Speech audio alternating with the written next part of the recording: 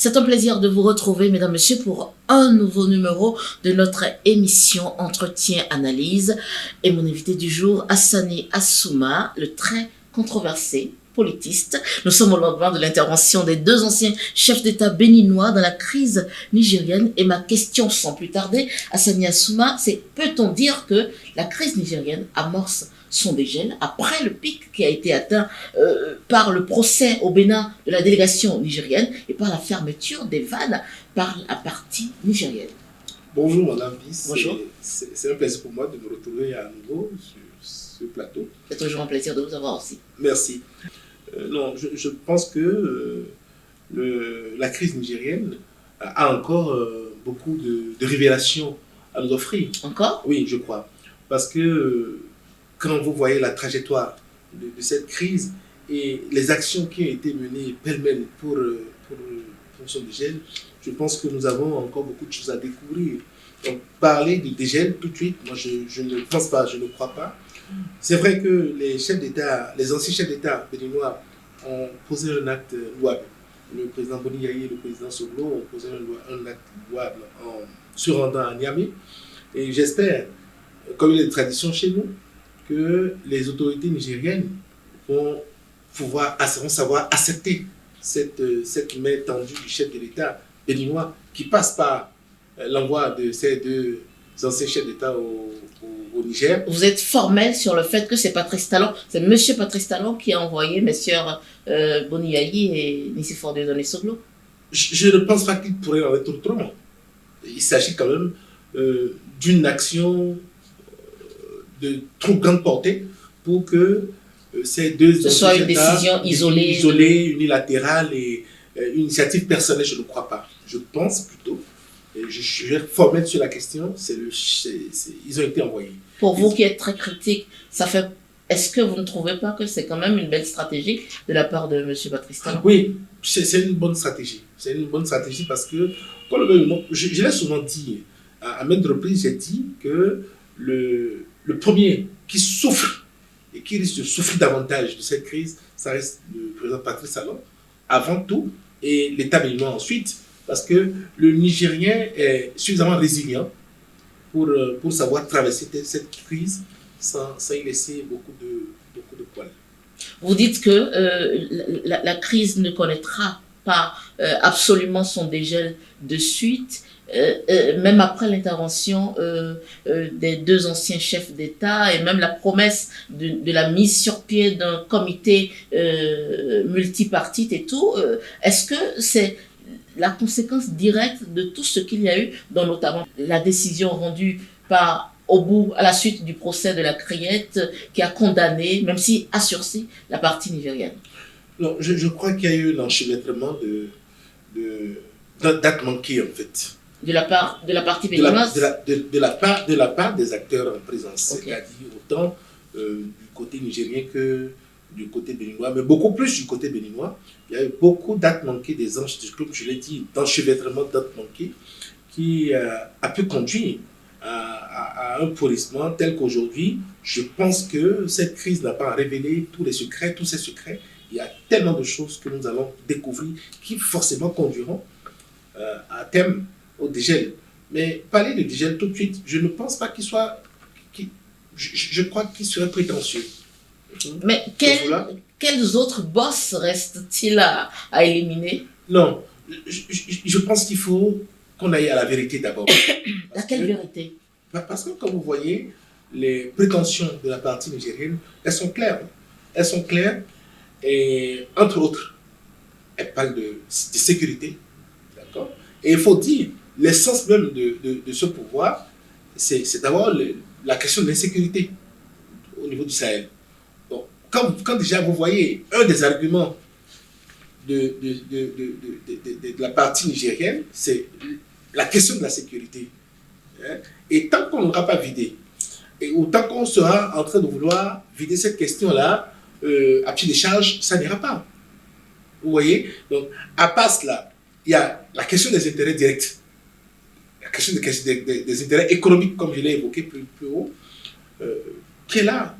Et il va falloir que les deux parties acceptent d'aller à la table de négociation et que les questions soient vidées de façon profonde afin que justement la confiance revienne. Parce que quand vous regardez bien la crise aujourd'hui, elle n'a que base, elle n'a de base que la question de la confiance, le crédit. C'est ce qui manque aujourd'hui entre les deux États. Et tant qu'on en sera là, tant que des garanties tangibles ne seront pas apportées, Qu'est-ce que vous appelez garantie tangible? Vous voyez aujourd'hui le Niger. Les engagements de la partie béninoise ne vont.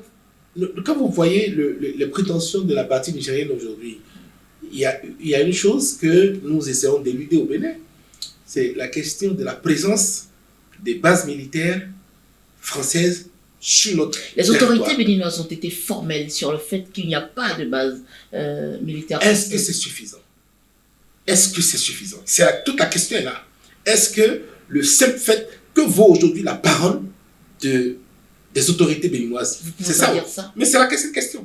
Je pose la question. Que vaut aujourd'hui, par le passé, de tout ce qui a été, que vaut aujourd'hui la parole de l'autorité béninoise?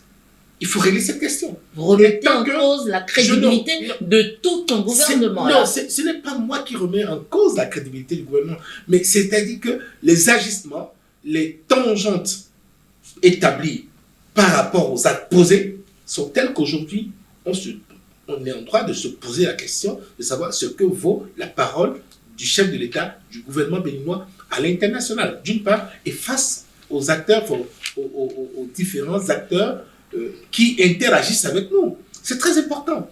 Et tant qu'on n'aura pas réglé profondément cette question, ma chère, sachez une chose, c'est qu'il y aura toujours cette crise de confiance qui conduira inéluctablement à ce genre de conflit. Il n'y a pas qu'à regarder seulement le côté nigérien. Regardez autour de nous. Nous avons un véritable problème de confiance. La parole du chef de l'État, la parole du gouvernement béninois, la parole du Bénin, le poids de la signature du Bénin. C'est ça ce qu'il est question. Non, et une chose est que les administrés ou la population béninoise soient en crise de confiance avec son chef d'État, et une autre est que la parole béninoise n'ait pas de poids à l'international. C'est deux contextes différents. Non, je ne parle même pas du poids de la parole, je parle de la qualité. Je ne parle pas du poids en tant que tel, parce que le poids, justement, s'évalue à la qualité. Bien sûr. Vous voyez, je prends un exemple simple. Quand vous voyez la démarche diplomatique qui a prévalu au Bénin face à la crise nigérienne, je me limite seulement à la crise nigérienne. À la crise nigérienne, regardez comment la diplomatie s'est déployée sur la question. Regardez la facilité de la parole de la partie béninoise. Regardez toutes les promesses de sanctions fermes qui ont été prises, qui ont été annoncées, qui ont été énoncées par la partie béninoise. Diplomatiquement, c'était une faute. En conformité avec les décisions prises par la CEDEAO. C'était une faute déjà. Parce que justement, la diplomatie, c'est un tout. La diplomatie, c'est un ensemble.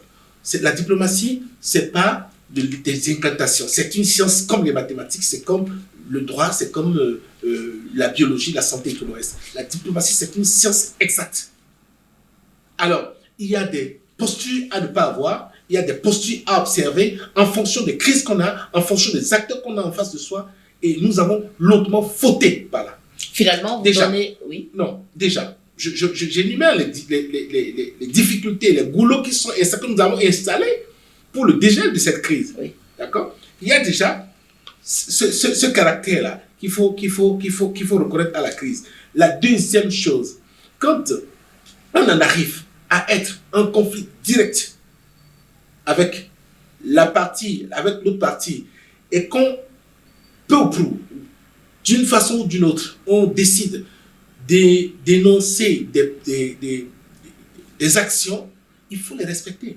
Qu'importe ce que ça pourrait apporter. C'est ça la diplomatie. Parce que justement, quand vous énoncez des choses que vous ne suivez pas, quand vous promettez des choses que vous ne faites pas, quand vous, à la fin, les gens n'ont pas confiance en vous. C'est ça la difficulté. Quand déjà, d'une part, et ça je reviens toujours à la crise nigérienne, quand d'une part, le Niger nous dit, vous abritez des militaires français pour nous insécuriser, et que vous dites c'est pas vrai, que dans le même camp, il y a une partie qui dit, oh, on n'a pas de base française chez nous et l'autre qui vient dire, qui est concerné, qui dit ah nous n'avons pas de base permanente. Cette dichotomie là déjà seule suffit pour que les autres se sentent en insécurité. Il faut l'élucider, il faut vider la question. Il ne faut pas maintenant venir dire oh ben nous sommes un État souverain, le Niger décide, c'est pas au Niger de nous dire si on a le droit d'avoir des bases militaires chez nous ou pas. Si nous sommes un État souverain et que nous estimons que le Niger n'a pas à nous dicter avec qui nous avons à coopérer, souffrez alors que le Niger décide de ne pas coopérer avec nous parce que nous avons choisi de coopérer avec des gens avec qui nous n'avons pas envie de coopérer. C'est ça aussi. Donc la diplomatie, dans ce cas-là, aurait recommandé, d'accord, que le langage tenu ne soit pas celui qui a été tenu jusqu'à, et que le langage tenu soit suffisamment mesuré pour ne pas créer plus de friction qu'on en a créé. C'est ça déjà le problème. Donc, tant qu'on n'aura pas réglé ce problème-là, pour moi, c'est un soubassement. Tant qu'on n'aura pas réglé ce problème-là, il ne faut pas s'attendre à un dégel. Parce que justement, nous allons partir de crise en crise, nous allons partir d'escalade en escalade. Et à la fin, je ne sais pas ce qui adviendra de la diplomatie entre le Bénin et le Niger. Monsieur Assouma, l'autre reproche que vous faites également dans la gestion de cette crise nigérienne, c'est la gestion de la communication politique autour de la question et tout type. Fondamentalement, qu'est-ce que vous reprochez à la gestion de cette communication politique? Non, c'est pas seulement dans cette crise. Je pense que, je l'ai souvent dit, hein, le gouvernement de la rupture a ceci de faible qu'il a galvaudé lui-même sa communication. Il y a tellement de choses que ce gouvernement a pu faire, il faut reconnaître, mais qui a été vendu au pied foulé, malheureusement. Et c'est ça le problème, c'est ça la difficulté du gouvernement de la rupture. La communication, elle est mauvaise en ce sens que elle est faite de pleine bouche, malheureusement, sans mesure prise des conséquences. Quand un chef d'État parle, je l'ai dit tout à l'heure, quand un chef d'État parle, c'est un égrégore qui est créé. C'est une puissance, c'est puissant, c'est un acte puissant qui est posé. Et donc, le chef de l'État, chaque fois qu'il prend la parole, il ne peut pas prendre la parole pour blaguer. Et autour de lui, c'est pareil. Ces communicants ne peuvent pas prendre la parole pour blaguer. On ne blague pas avec la parole diplomatique, on ne blague pas avec la parole de chef d'État. Et ça, là, c'était déjà à nous-mêmes de faire ce travail en notre sein. Et quand vous regardez ce qui se passe aujourd'hui, quand vous voyez toutes les promesses qui sont faites ici et là par rapport à cette crise, et les effets, le manque d'effets de suivi, c'est normal aujourd'hui que ce soit. Et c'est de ça que souffre la communication politique du président de la République. Maintenant, les effets qui sont brandis pour montrer une certaine force dans cette crise sont aussi pervers que les actes qui sont posés. Je donne un exemple simple. Le procès des 5 mandatés pour surveiller le chargement de la cargaison de la partie nigérienne. C'est une faute, excusez-moi du peu, complètement idiote. C'est une faute qu'on aurait pu éviter, qu'on aurait dû éviter. Tant dans l'organisation du procès que dans le verdict qui a été prononcé. C'est des fautes lourdes, diplomatiquement inacceptables. Et tout ça participe de la mauvaise communication par rapport à cette crise. Parce que ça sert à quoi? Déjà, à galvauder l'expression terrorisme par rapport à des gens qui sont venus pour une mission, avec une lettre de mission. Ils sont venus pour une mission de contrôle. C'est-à-dire ils viennent contrôler, ils viennent surveiller, ils viennent assister au chargement de leur pétrole. Première faute. La deuxième faute, on aurait pu s'arrêter à cette première faute et chercher maintenant des voies diplomatiques pour régler cette faute-là. Mais non, on s'enfonce en venant galvauder maintenant une décision judiciaire de notre pays à qui on charge d'organiser un procès dont on connaissait l'issue à l'avance. Ces personnes que le Bénin s'est empressé d'arrêter et de qualifier en les qualifiant de terroristes, nous savions tous que ce procès ne connaîtra aucun aboutissement Parce que par quelle alchimie, par quelle logique on aurait pu les garder dans les lignes de la justice béninoise? On le savait tous, mais on a quand même organisé. Et cette deuxième acte vient discréditer l'élection judiciaire. Et le troisième qui aura donné le pompon, qui aurait été le pompon, la cerise sur le gâteau, mais franchement, c'était le verdict. 18 mois avec sursis. Mais 18 mois avec sursis, ça correspond à quelle peine quand on prend la faute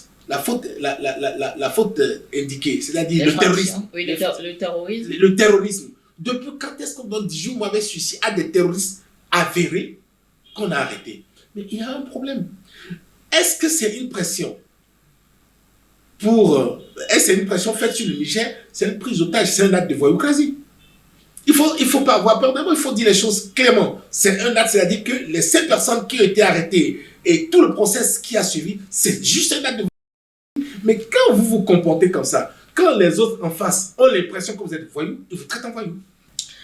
Alors, nous sommes quasiment à la veille de 2026 et vous pensez que le talon d'Achille pour 2026, c'est le code électoral. Un code électoral qui, quand même, est fortement approuvé par les membres de la mouvance, de la majorité présidentielle, décrié par l'opposition et par une certaine catégorie de la société civile.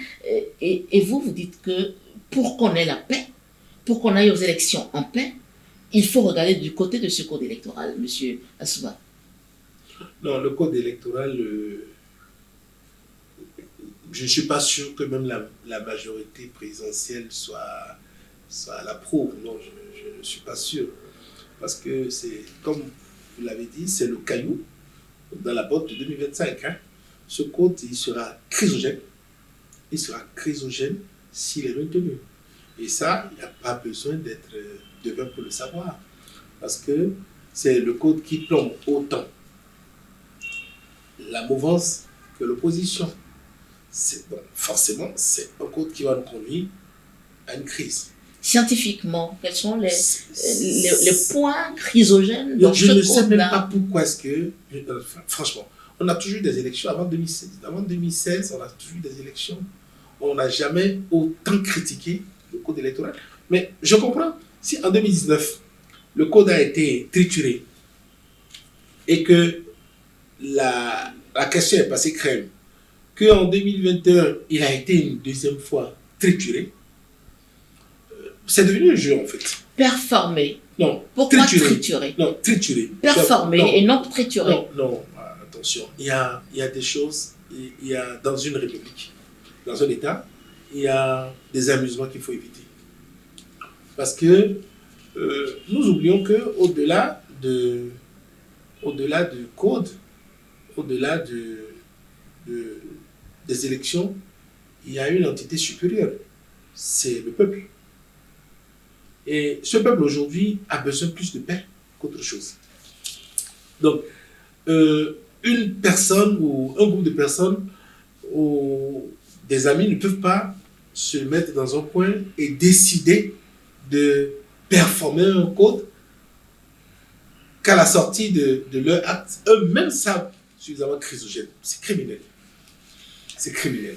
Vous avez souvent de bien gros mots. Ah oui, mais c'est criminel. C'est criminel en ce sens que nous savons tous que quand vous regardez les dispositions de ce code-là, autant dans leur faisabilité que dans la pensée, c'est pas un code qui c'est pas notre habitude électorale, ça. Nous, on n'a pas ça au Bénin. Mais pourquoi est-ce que nous créons des situations de conflit? Est-ce qu'il faut s'arc-bouter à des habitudes et ne pas s'améliorer dans le temps où il faut voir grand et mieux faire les choses? Non, on ne peut pas vouloir voir grand à la place du peuple. Ce peuple aujourd'hui a besoin que 2016 vienne et que ça change. Que ça change. C'est de ça que le peuple a besoin aujourd'hui. Dans sa majorité, même, je suis sûr que même les membres de la majorité présidentielle sont fatigués de la situation politique actuelle Ils veulent que les choses changent. Ils veulent que la page soit tournée. Mais pourquoi est-ce qu'il faut trouver le moyen de triturer le code pour que... Non, franchement, je pense que... En l'état actuel, vous pensez que ce code électoral ne va pas permettre une alternance facile en 2026? Ce code ne permettra même pas une élection. Écrivez-le. Ce code, en l'état actuel des choses, ne permettra même pas une élection. Malheureusement. Et ceux qui l'ont fait le savent. Donc, le dessin qui est derrière cette machination, seul Dieu et ces personnes qui y ont pensé savent. Mais en réalité, nous savons tous qu'on n'ira pas aux élections avec ce code. Nous savons tous qu'on n'ira pas aux élections avec ce code. Ce code, dans son état actuel, ne permettra pas d'aller aux élections et nous n'irons pas aux élections avec. Comment? Mais vous verrez. Mais on n'ira pas aux élections avec. On ne pourra même pas. Même eux qui l'ont pensé savent qu'on n'ira pas aux élections. Mais à quel niveau il y a autant de difficultés pour qu'on n'y aille pas? C'est...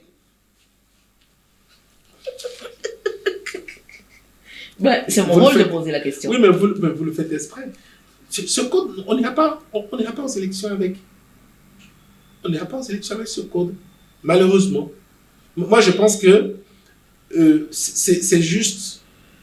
C'est mon avis, hein, et je voudrais que ce soit comme ça parce que c'est de cette seule façon que nous irons vers la paix. Moi, j'ai l'impression que c'est un code qui a été fabriqué rien que pour distraire l'opinion politique un moment et que à l'approche des élections, le vrai code, on le verra. Mais ce code, quand vous regardez les dispositions, 20% dans toutes les... Mais c'est pas possible. C'est pas logique. Par quelle alchimie un parti peut avoir 20% partout pour valider, pour avoir son ticket gagnant? C'est pas possible déjà, rien que pour ça. Vous voyez? Non. Et tant d'autres dispositions dans même le déroulé des noms. Mais franchement, je pense que ceux qui ont pensé ce code savent qu'à un moment donné, il va falloir faire un stop. En fait, si on veut la paix, faire un stop, revisiter le code et le rapprocher beaucoup plus de l'ancien que nous connaissons, afin qu'on ait des élections complètement apaisées. Est-ce que à l'étape actuelle, vous pensez que la classe opposée au régime de M. Patrice Talon et qui, dans sa majorité, dénonce ce code électoral, pose les actes qu'il faut pour obtenir la relecture de ce code électoral, ou on se limite aux plaintes et aux complaintes?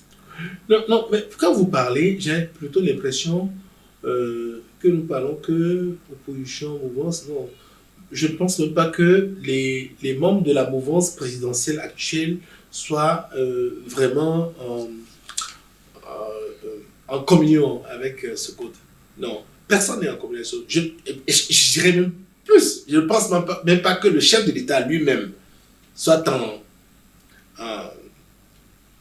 harmonie avec ce code. Je ne sais pas ce qu'il veut. C'est pas ce qu'il veut. Peut-être qu'il n'a pas encore lu.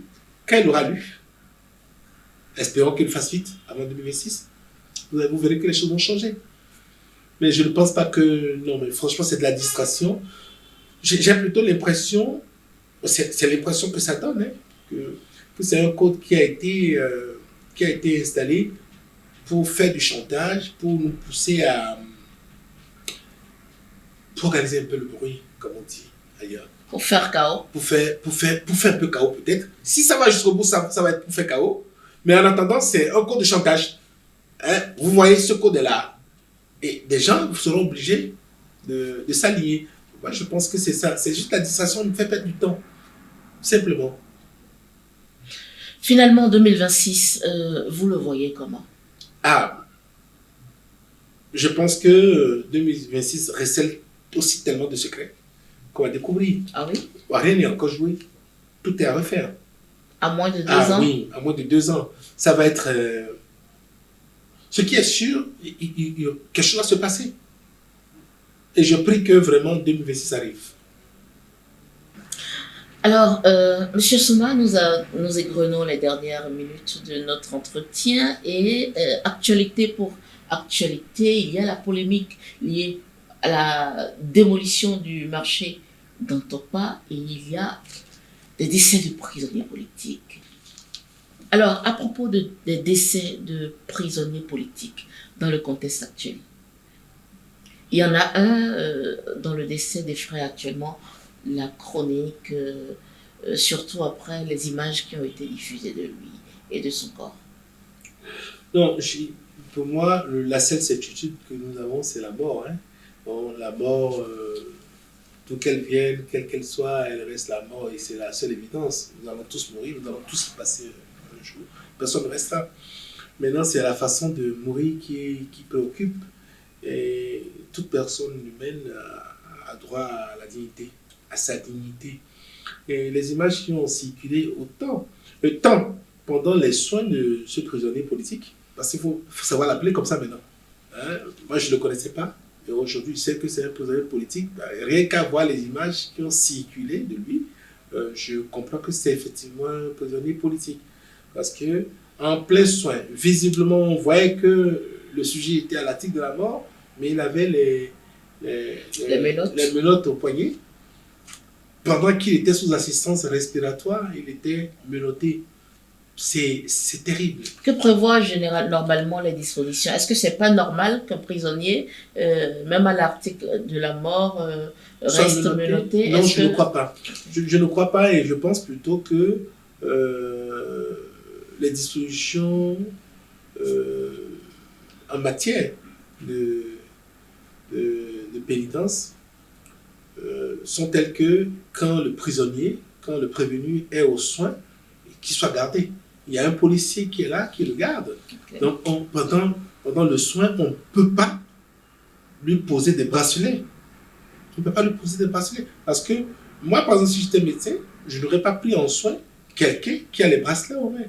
Et puis, on ne se contente même pas de ça. À la mort de ce monsieur, on lui a déplacé les bracelets. On est parti lui poser les bracelets aux pieds.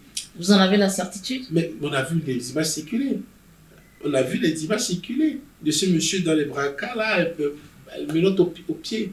Il n'y a rien de plus avilissant. C'est de la dignité, c'est à sa dignité qu'on s'est attaqué. Parce que quelqu'un qui est malade, qui est aux soins, on ne peut pas imaginer qu'il s'en aille. Hein? On a vu des malades ici qui ont fait la malle. Donc, les dispositions sont telles qu'aujourd'hui, hein, certains sont capables de partir et d'autres pas. Non, je pense qu'on ne peut pas, au nom de la politique, s'attaquer directement à la dignité humaine. C'est pas bon. Et je pense qu'il n'est jamais trop tard pour corriger les choses et que les autorités du Nord prendront toutes les dispositions pour que ce type d'image ne nous soit plus jamais voilà. C'est pas très bien, c'est très affligeant. Et j'espère que ça pourrait affliger le chef de l'État, ses ministres et tous ceux qui rôdent autour de lui, qui bénéficient de la faveur de ses oreilles. Alors, le sujet moins triste, c'est la démolition du marché d'Antokpa. Pour ou contre? Il était temps. Ah oui? Ah oui. Il était temps parce que, vous savez, on a beau dire, c'est centenaire. Ce marché, quand on l'érigeait, quand il était érigé, je ne sais pas comment il a été érigé, mais je pense que c'est le type de marché qui naît avec le temps. Les Béninois n'étaient pas 13 millions. Les usagers de ce marché-là n'étaient pas ce nombre-là. Et du point de vue ergonomique d'ailleurs, ce marché pose problème. Moi, je me rappelle, j'étais en terminale, je ne sais pas en quelle année, il y a eu un incendie. J'étais pas encore à l'université, quand il y a eu un incendie, un premier incendie dans ce marché qui a ravagé pratiquement tout le pan du marché. Et d'autres incendies sont survenus d'ailleurs dans ce marché-là. Et quand vous regardez, non mais franchement, quand un gouvernement arrive et décide de faire du beau, il faut l'accompagner. C'est vrai, on n'est pas, les gars déconnent beaucoup, mais ce n'est pas une raison pour qu'on s'arc-boute sur ce patrimoine-là que j'ai jamais entendu des gens développer. Que ouais, mais c'est un patrimoine du... Non, il faut le raser. Ce marché, il faut le raser, il faut le déplacer. Et cet espace-là, aujourd'hui, dans le contexte actuel de notre pays, peut servir à autre chose. De plus valorisant, de plus vendable pour l'image du pays. Et aujourd'hui, je pense qu'il faut raser ce marché-là. Hassani Assouma, politiste, merci d'avoir répondu à nos questions. Mais avant, est-ce que vous avez un mot de fin? Non. Au regard du contexte socio-économique et politique et tout.